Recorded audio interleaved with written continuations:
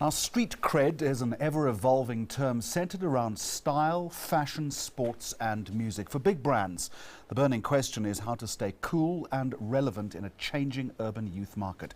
Get this one right and the cash registers really start to ring.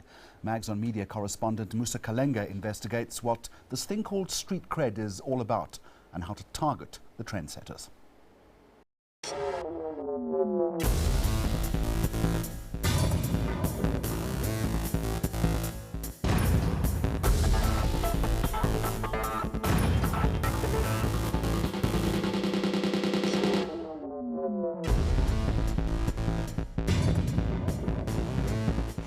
There's an invisible currency called street credibility, and it's fast becoming a must-have, a prerequisite when dealing with any urban youth market, not only in South Africa, but anywhere across the globe.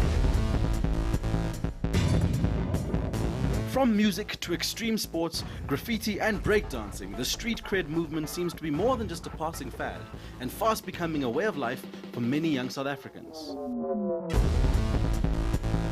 Well, street credibility is being brave enough to be yourself. It's something you can't buy.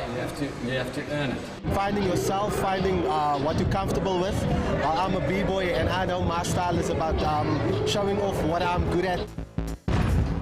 This lifestyle has in fact become so popular that Jozi hosted its very own Street Cred Festival over the Heritage Weekend. The Maboneng precinct provided a platform for local and international bloggers, artists, exhibitors, brand representatives, designers and the ultimate curators of cool to come together and exchange ideas on just how to become and remain relevant players in the growing urban consumer market. As the only street culture showcase of its kind in Africa, the festival provides marketing junkies as well as big brands the rare opportunity of interacting directly with the consumers that they so aggressively target. Now, what we need to understand about this mark is that constant reinvention is the key to staying on top of your game. Now, according to Wandin Zimande, who was the founder of the local clothing brand Lokshin Culture 13 years ago, understanding relevance starts very close to home. From our side, the reason we've been able to stay so fresh is because we hire and we employ people that are fresh, that understand the current market. I mean, I'm not as young as I was when we started the brand. It seems that the same goes for the musicians, celebrities or athletes you choose to represent your brand. What is considered cool today will most probably not be cool tomorrow. You have to constantly reevaluate these people. Are they doing justice for your brand? Can you leverage the brand through them on extra media? If not, we have to look at new guys, and obviously these guys have to be at the top of their game the whole time. The local street cred movement is still heavily influenced by especially British and American trends. This often poses a threat to homebrewed brands who need to compete with the big international players in the same market sector. It's kind of tough to add your own flavor because we sort of like trying to play catch up the whole time.